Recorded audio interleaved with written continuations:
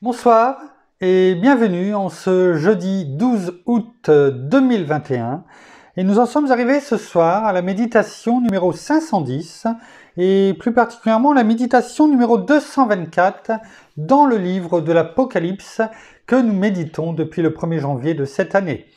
Avant de poursuivre dans notre méditation du jour, prions. Père, Dieu de gloire, Dieu d'amour, Dieu de patience, mais aussi et surtout Dieu de fidélité. Et heureusement pour nous, te demandons de nous conduire encore ce soir dans le nom de Jésus, afin que ta parole nous soit révélée par notre bien-aimé Saint-Esprit, dans le nom de Jésus. Oh oui, ton Esprit est en nous, et nous voulons nous laisser conduire par lui, afin qu'il nous révèle toutes choses sur ce que nous devons faire. Comment comprendre ta parole? Comment simplement la mettre en pratique? Comment la vivre? Car ta parole nous nourrit. Et c'est par elle que nous vivons, jour après jour. Alors ne nous laissons pas intimider par l'environnement. Qu'importe ce que les gens peuvent dire de tes enfants. Nous l'avons médité dans ta parole, dans la parole de notre Seigneur qu'il l'a donnée à l'église de Philadelphie. Et nous savons ce qu'il dit, et ce qu'il dit s'accomplit. Toujours. Toujours. Alors conduis-nous encore ce soir à bien la comprendre, afin que nous vivions par toi et avec toi. Car tu combats pour tes enfants. C'est une réalité, c'est une certitude. Merci, Père, dans le nom de Jésus. Merci, bien-aimé Saint-Esprit. Amen. Nous allons terminer aujourd'hui et conclure avec la 6e lettre de notre Seigneur à l'église de Philadelphie. Et nous allons prendre le dernier verset. C'est le même, on l'a déjà médité, on ne va pas revenir dessus, on va juste le lire. Le verset 13 de notre Seigneur, pour conclure, qui conclut sa 6e lettre, il est écrit « Que celui qui a des oreilles écoute ce que l'Esprit, avec un grand E, dit aux églises. » C'est-à-dire à chacun d'entre nous. Avons-nous des oreilles pour entendre, pour écouter? On en a parlé il y a quelques méditations avec ces enfants tout jeunes qui, pour la première fois, entendaient, écoutaient, recevaient les paroles de leurs parents et notamment de leur maman et leurs réactions. Le Seigneur nous dit ce soir, aujourd'hui, est-ce que tu as des oreilles pour écouter ce que, spirituellement, l'autre bien-aimé Saint-Esprit nous dit? Est-ce que tu as des oreilles? Ou est-ce que tu ne m'entends pas parce que tu n'as pas cet appareil auditif qui est la foi, cette foi en moi? Alors, si tu n'as pas cette foi en moi, si tu n'es pas prêt à persévérer, tu vas entendre. Oui, tu vas entendre, mais tu ne vas pas m'entendre moi. Tu vas entendre les bruits de dehors, du monde, de l'environnement. Alors je ne dis pas qu'il ne faut pas écouter ce qui est dit, mais il faut, par cet esprit de discernement qui nous a été donné, faire la part des choses et persévérer. Oh oui, ce n'est pas facile. Je ne vais pas vous dire que c'est facile, parce que notre Seigneur nous dit que ce n'est pas facile. Sinon, il ne nous dirait pas de tenir ferme. Il ne dirait pas, c'est au vainqueur que je vais donner toutes ces choses. Si c'était facile, il dirait, placez-vous sur la ligne de départ et ça suffit. Soyez juste là, il n'y a même pas besoin de courir, de participer à cette épreuve. Il n'y aura pas besoin. Donc, s'il n'y a pas besoin de participer à cette épreuve, il n'y aura pas d'obstacle.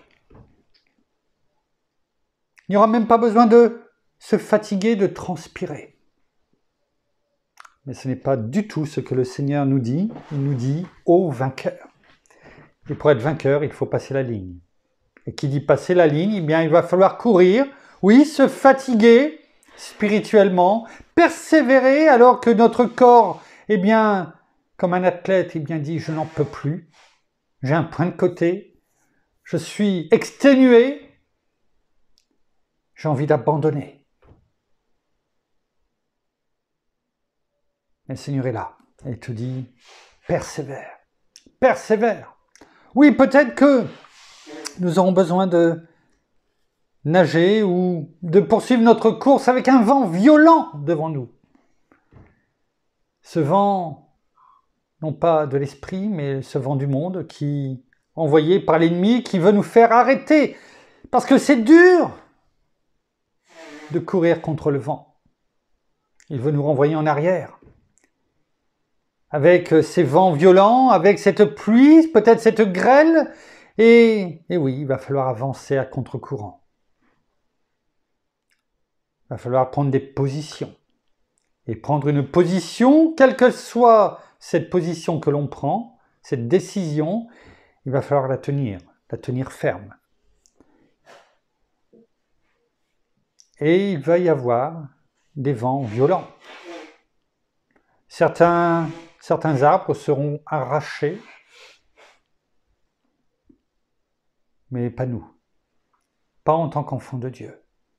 Si nous demeurons fermes dans la parole, dans cette foi inébranlable envers notre Père, notre Seigneur et notre bien-aimé Saint-Esprit, alors la parole nous dit que nous allons courir et que nos forces vont être renouvelées et que plus on va avancer, plus on va courir, moins on sera fatigué parce que nous avons ce bouclier de la foi avec lequel nous pourrons éteindre et nous pouvons éteindre tous les traits enflammés du malin. Toutes ces armes de Dieu qui nous sont données dans Éphésiens 6, versets 10 à 18. Je dis bien 18 parce qu'il y a aussi la prière, qui est une arme. Oui, que Satan voudrait que nous n'utilisions pas, et pourtant, je l'englobe. Alors que beaucoup s'arrêtent au 17, verset 17 d'Éphésiens 6. Non. La prière en fait partie, c'est pourquoi nous englobons le verset 18 et même le 19. Lorsque Paul dit « Priez aussi pour moi ». C'est-à-dire que nous devons, tout comme nous sommes la maison de Dieu, eh bien prier aussi les uns pour les autres, afin que la parole sorte toujours de notre bouche, celle pour laquelle notre Seigneur nous a fait ambassadeurs de Christ sur terre. Le Seigneur nous a rappelé que parce que nous sommes, eh bien, persévérants,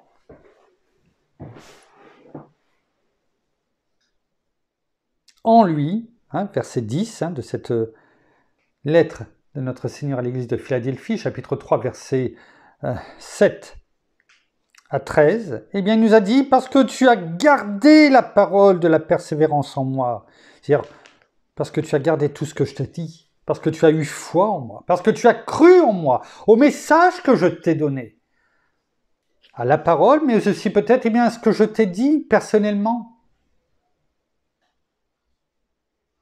Eh bien, je vais te garder de l'heure, moi aussi de l'heure de l'épreuve qui va venir sur le monde entier pour éprouver les habitants de la terre. Nous l'avons vu, c'est bien sûr la grande tribulation, mais aussi toutes ces secousses qui vont venir avant.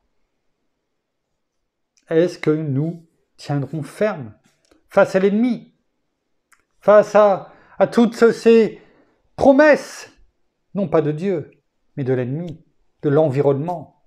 Si tu fais telle chose, eh bien je vais te donner de l'argent à manger, une rente à vie,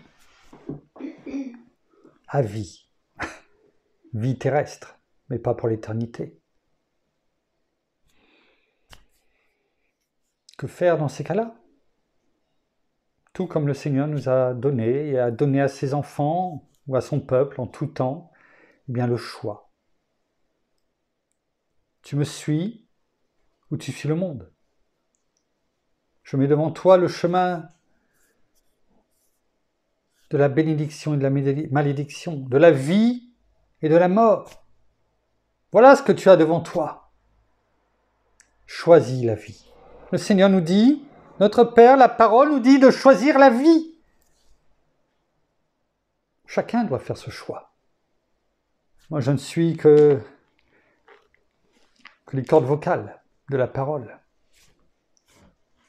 Je suis un instrument, tout simplement. Je relaie les choses.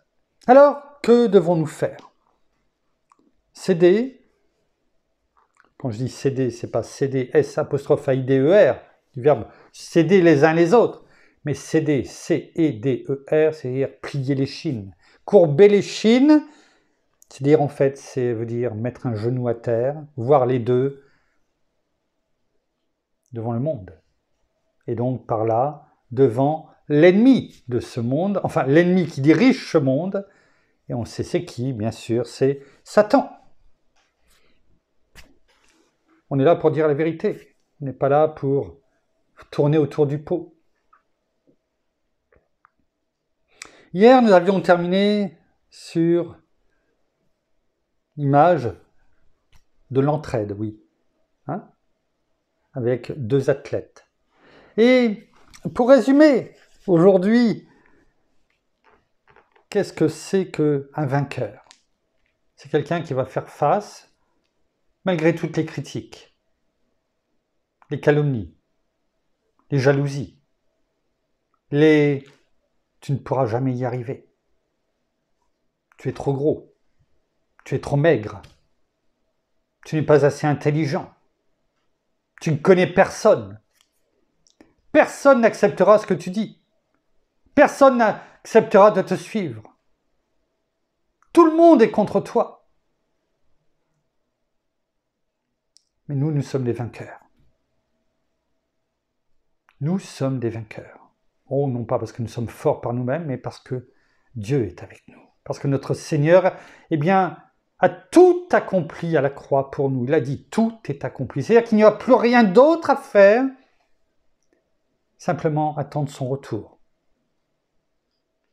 Il n'y a plus rien d'autre à faire dans nos vies. Tout a été fait, il a tout accompli pour nous, afin que nous soyons, comme il le dit dans Jean 10, eh bien dans l'abondance, à tous les niveaux, spirituellement, physiquement, dans notre vie ici sur terre et spirituellement parlant, et ceci pour l'éternité. Il a tout accompli pour nous. En disant ceci, ça veut dire, Père, ta volonté, celle pour laquelle, eh bien, je me suis porté volontaire pour venir voir ici, sur terre, marcher parmi tes créatures, eh bien, j'ai tout accompli. Ta volonté a été faite entièrement, totalement, complètement. Pour ceux qui me suivent, ils n'ont rien à craindre. Ça ne veut pas dire que ça sera facile, mais ils n'ont rien à craindre. 365 fois, je ne les ai pas comptés, mais en tout cas, il y a des personnes qui l'ont fait, eh bien, la parole nous dit, soit sans crainte, ou en l'équivalent, c'est-à-dire une fois par jour, pour notre année, nous, humaines. Et on va prendre un exemple d'autres athlètes, une athlète féminine. Hier, on a parlé d'hommes, mais ce n'est pas réservé qu'aux hommes. On va prendre l'exemple d'une athlète qui est pour son, comment dirais-je, son sport déjà passé 35 ans, eh bien âgé, et surtout dans les courses qu'elle fait, c'est-à-dire du 100 mètres, du 200 mètres au 400 mètres. Et les Jeux Olympiques viennent de se terminer. C'était ses derniers Jeux Olympiques, enfin, normalement, mais sûrement. Et elle est devenue l'athlète féminine la plus titrée des Olympiades. Est-ce que son parcours a été facile? Non. Son nom, c'est Allyson Felix, américaine. Croit-elle en Dieu? Je ne peux pas vous dire. La seule chose parce que je ne la connais pas personnellement, la seule chose que je peux vous dire, c'est que son père était pasteur. Donc, logiquement, en tout cas, elle a été élevée dans la foi. Dans la foi, dans la parole, et en tout cas, dans une optique, eh bien, que ce que la parole dit, elle l'accomplit. Et assez tôt, dès son plus jeune âge, elle voulait faire du sport. Et l'athlétisme l'intéressait, les courses. Et pourtant, quand elle s'est présentée eh bien, sur un stade, dans un club, on lui a dit, alors je dis peut-être qu'on s'est moqué d'elle, sûrement, parce qu'en fait, on lui a dit, je ne parle pas anglais couramment, mais on lui a dit qu'elle avait des chicken's legs, c'est-à-dire des jambes de poulet. Elle n'avait pas des petites jambes. Voilà, des jambes de poulet. Et qu'est-ce que tu veux faire avec des jambes de poulet? Tu veux courir? Tu n'as même pas, ton organisme n'est même pas fait, ton corps n'est même pas fait pour cela, pour être un athlète ou une athlète de haut niveau.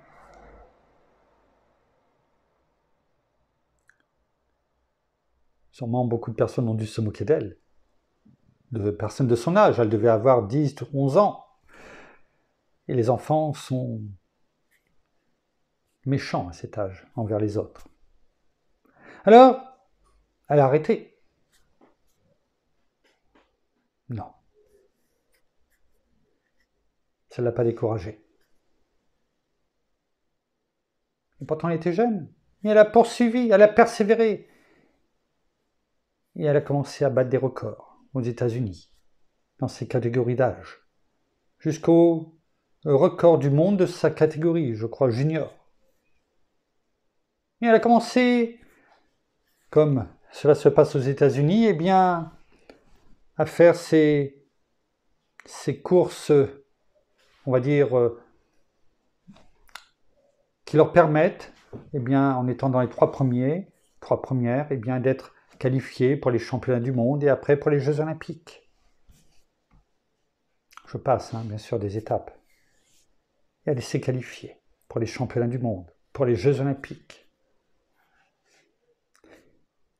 Mais déjà, toute jeune, ses premières victoires et ses records, eh bien, lui ont ouvert très tôt des sponsors, et notamment un sponsor dont on a déjà parlé, dont le nom grec veut dire victoire, Nike, dont on a parlé aussi pour autre chose, eh bien, a commencé à lui faire les yeux doux et lui a offert un pont d'or pour la sponsoriser. Ce qui lui a permis bien de gagner sa vie pour elle, pour sa famille au fur et à mesure et d'avancer. Je vais vous lire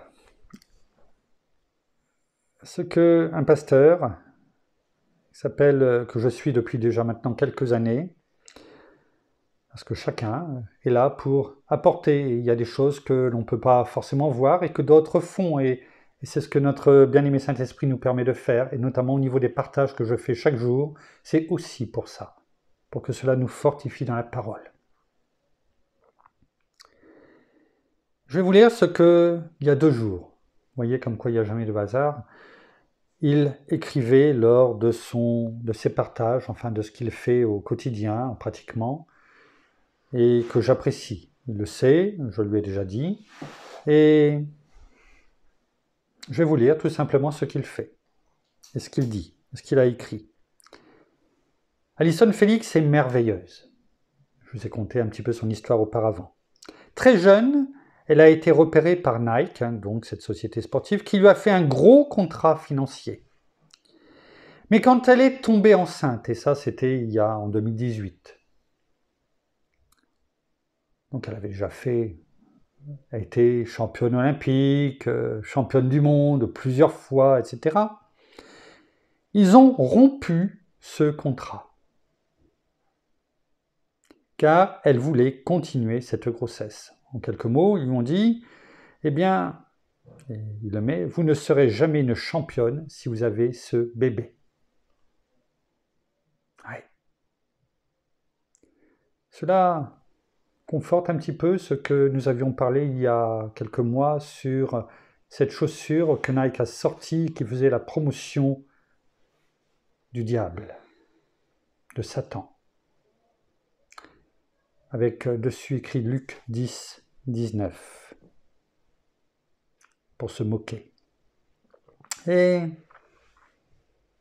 vous voyez, déjà en 2018, eh bien on voit ce qu'il disait à Allyson Felix. Vous ne serez jamais une championne, c'est-à-dire elle l'était déjà, depuis de nombreuses années. Mais l'air de dire, si vous avez ce bébé, vous ne pourrez plus revenir et vous ne serez plus jamais une championne. Donc fallait-il arrêter ce bébé? Faire un avortement? Non, comme depuis le début, depuis ce qu'elle faisait, elle a tenu ferme et elle a dit non, j'aurai cet enfant, je suis une championne. Alors elle a fait toute seule, alors elle a tout fait toute seule. C'est-à-dire que non seulement elle a eu cet enfant, elle est revenue, elle s'est réentraînée toute seule, elle a passé les épreuves de qualification et elle s'est de nouveau qualifiée pour les Jeux Olympiques qui viennent de se dérouler, avec un an de retard, mais ils viennent de se dérouler, je dirais là, il y a 8 jours, ça s'est terminé, enfin, c'était dans la dernière quinzaine. Et là, elle a remporté de nouveau 2 médailles, une de bronze et une d'or. Ce qui en fait d'elle l'athlète la plus titrée des Jeux Olympiques. Et hommes et femmes,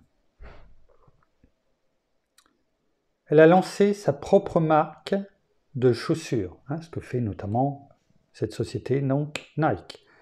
Et à 35 ans, elle gagne plus que son contrat avec Nike, avec sa société aujourd'hui qu'elle a lancée. Elle gagne plus qu'avec ce qu'il lui donnait avant.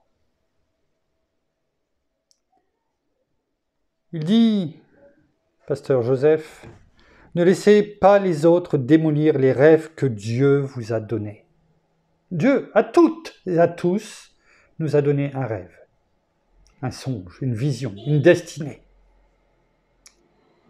Ne laissez jamais les autres démolir les rêves que Dieu vous a donnés. Ne laissez pas les autres vous influencer en vous disant ce que vous avez à faire ou en voulant éteindre votre feu. C'est avec vous que Dieu a fait un deal. Avec chacun d'entre nous. Bien sûr par sa parole à tout le peuple, mais à chacun d'entre vous. À toi, à moi, à celui qui écoute. Dieu a fait un deal avec toi. C'est à vous, c'est à toi qu'il a donné des grandes promesses, pas aux autres, à toi. Et la parole est personnelle avant toute chose, même si elle nous invite à être un corps. Alors, croyez en Dieu, mais aussi croyez en vous, parce que Dieu croit en vous. Oh oui, Dieu croit en toi, sinon il ne t'aurait pas créé.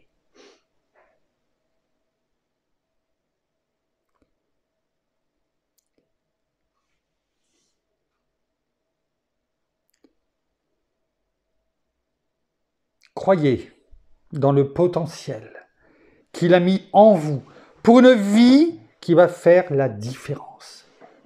Et pour cela, il faut que tu crois en Dieu et que tu persévères, quel que soit le vent qui souffle devant toi.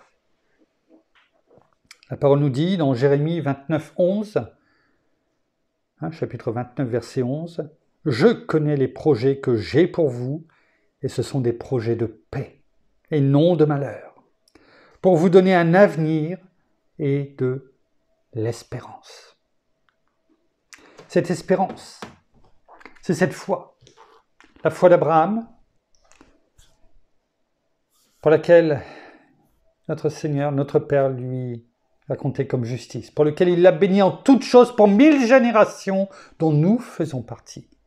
celle pour laquelle il l'a appelé mon ami, celle pour laquelle notre Seigneur nous a appelés lui aussi ses amis. Cette foi, cette persévérance qui va faire de nous des vainqueurs. Ces vainqueurs que nous avons médités au travers de l'Église de Philadelphie, ces vainqueurs parce que nous avons été fidèles. Cette Église, nous sommes l'Église, mais en persévérant, en tenant et en persévérant dans la parole de persévérance en lui, c'est-à-dire en Christ Jésus, eh bien, c'est celle-ci que notre Seigneur vient rechercher. Pas une autre. Celle-ci. Les autres, il faut qu'ils se repentent. Alors que là, c'est la fidélité, la foi. Même s'il y a des moments difficiles, de se rappeler que notre Seigneur est tous les jours avec nous et que Dieu combat pour nous. Est-ce que nous sommes prêts aujourd'hui à dire oui, je suis cette Église et c'est en toi que je me confie. Dieu a déjà préparé des merveilles pour nous. À nous de persévérer pour les voir s'accomplir dans notre vie. Parce que demain, notre Père y est déjà.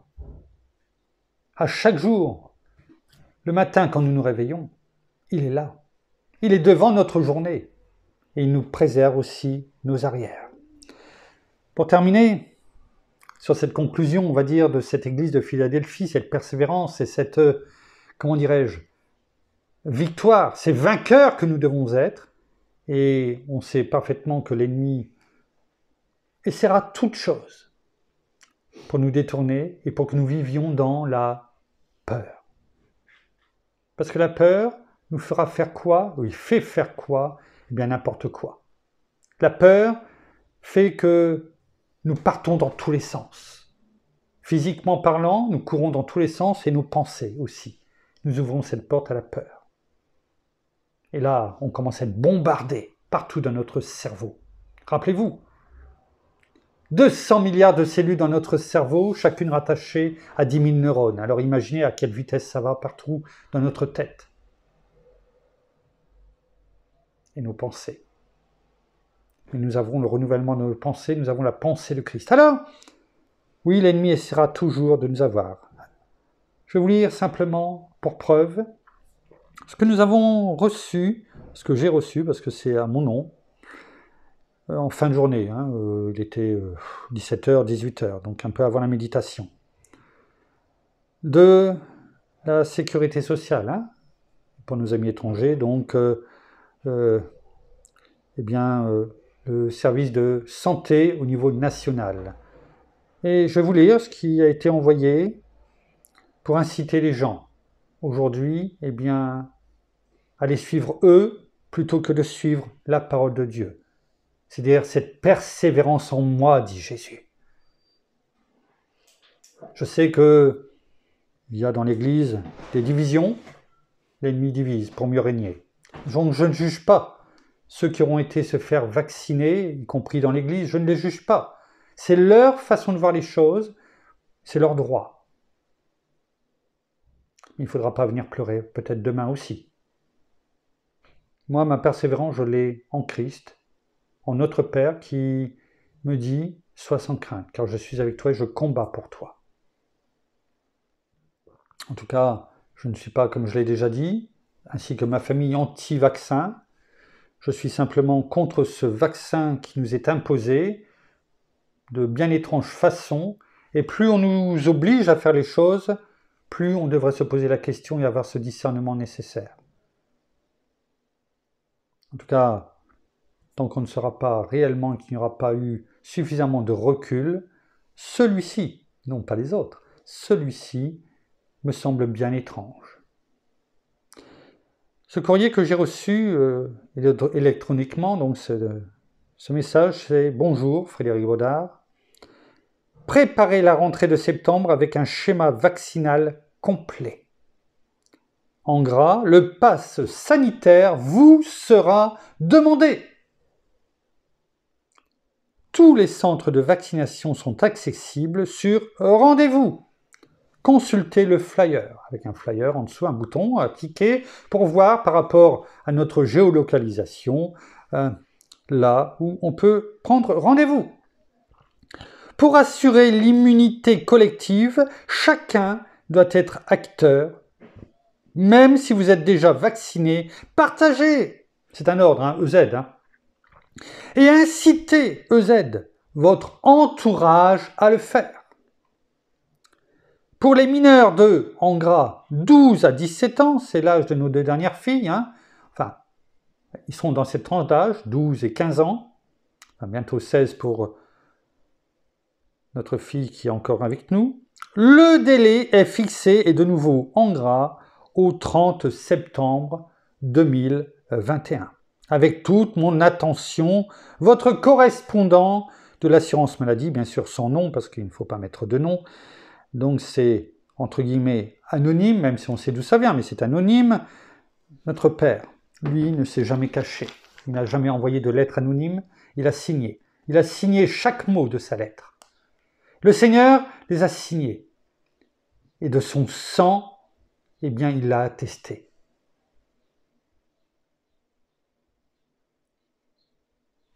Le sang de Jésus nous couvre. J'ai vu tout au début, il y a 8 jours, ce partage. Je ne l'ai pas fait, ce partage, parce que je savais que ça allait être repris, partagé, tourné. Mais j'ai vu la personne qui a fait la première fois ce message. Et je l'ai trouvé très beau. Parce qu'il correspond, eh bien, à ce que nous avons déjà médité dans le livre de l'Apocalypse. Parce que le Seigneur s'est présenté. Dans le chapitre 1er du livre de l'Apocalypse, au verset 8, et nous l'avions déjà médité, bien sûr, lorsqu'il est dit « Je suis l'alpha et l'oméga ». Ce sont les paroles de notre Seigneur lorsqu'il s'est présenté à l'apôtre Jean. Dit le Seigneur Dieu, celui qui est, qui était et qui vient, le Tout-Puissant. Reprenons « Je suis l'alpha et l'oméga » et ce partage était « Je n'ai pas peur du delta », c'est-à-dire en référence au variant delta dont tout le monde nous parle, parce que j'ai en moi l'alpha et l'oméga. Delta, c'est au milieu. Et ils pourront prendre, parce que c'est déjà prévu dans le calendrier. J'ai vu déjà des partages qui sont faits avec ce qui était déjà prévu, les noms des différents variants qui doivent arriver avec toutes les lettres, justement, epsilon et compagnie. Mais rappelons-nous toujours que l'alpha et l'oméga, c'est le début et la fin, le commencement et le dernier. Et que ces lettres-là englobent toutes les autres. Notre Seigneur est sur nous et en nous et avec nous. C'est ça le plus important. Il nous dit « Je suis l'alpha et l'oméga, le début et la fin, le commencement et la fin. » C'est en lui que je veux persévérer afin d'être parmi ce groupe des vainqueurs. Afin d'avoir, c'est non pas un nom, non pas 2 noms, mais 3 noms gravés sur moi. Et je l'espère en tout cas sur le plus grand nombre d'enfants de Dieu, qui seront là et qui feront partie, de cette église de Philadelphie, cette épouse sans ride ni tache que notre Seigneur vient rechercher. À toi toute la gloire, Père, dans le nom de Jésus.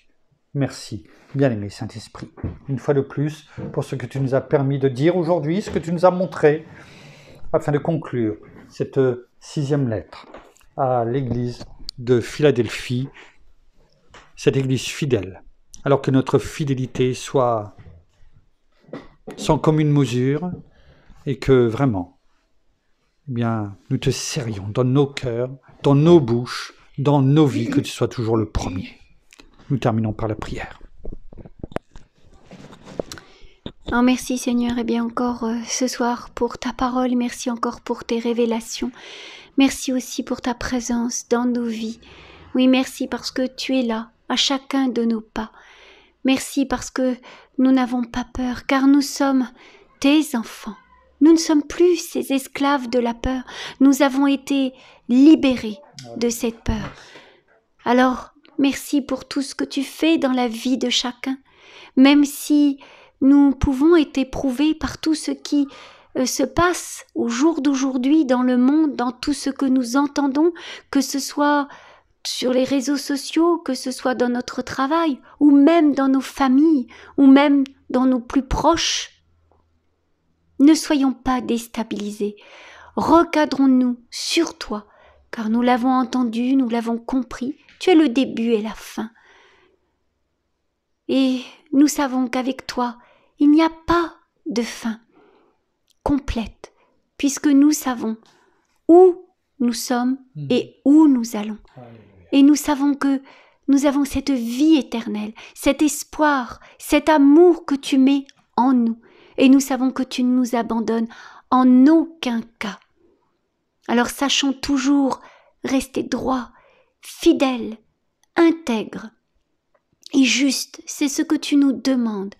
Et surtout de persévérer, de ne pas baisser notre garde là où souvent l'ennemi va profiter pour nous attaquer encore peut-être plus fort et revenir à chaque moment. Non, tu nous dis de nous soumettre à ta volonté et de rester ferme dans tout ce que nous faisons, dans tout ce que nous disons, dans tout ce que nous employons, dans notre vie en général. Tu nous dis de ne pas baisser les bras, de continuer à persévérer, même si les choses sont difficiles, car nous savons et que nous ne devons pas oublier que tu es là, car tu as dit oui que les temps seraient difficiles, mais que tu avais déjà vaincu le monde et que tu serais avec nous chaque jour de notre vie, et cela jusqu'à la fin du monde. Alors que nous ne devons pas avoir peur. Oui, il y aura des tentations, oui, il y aura des tribulations, il y aura plein de choses qui pourront peut-être nous déstabiliser, mais recadrons-nous sur toi, parce que nous savons que tu es notre forteresse, notre roc, notre mât sur lequel nous pouvons nous appuyer. Et sur celui-là, eh bien, il n'y aura pas de doute. Et nous savons que nous pouvons te faire confiance à chaque moment de notre vie. Tu nous dis que tu es là à chaque moment. Alors soyez tous abondamment bénis, frères et sœurs, dans le nom de notre Seigneur Jésus-Christ. Amen. Amen. Merci. Voilà, ainsi s'achève la méditation de ce soir. Nous vous bénissons abondamment de toutes les bénédictions spirituelles dans les lieux célestes en Christ. Nous saluons nos amis au Québec, au Canada, en francophonie, en France, à Paris et tout autour de chez nous. Et nous vous souhaitons à toutes et à tous une excellente fin de journée pour certains, de soirée pour d'autres, un bon appétit, comme ça va être le cas pour nous qui allons passer à table. Et à toutes et à tous une excellente nuit dans la paix de notre Seigneur. Et nous vous donnons rendez-vous demain pour la suite et le début de cette méditation sur la dernière lettre de notre Seigneur, la 7e, à l'église de Laodicée. À demain, soyez bénis, au revoir.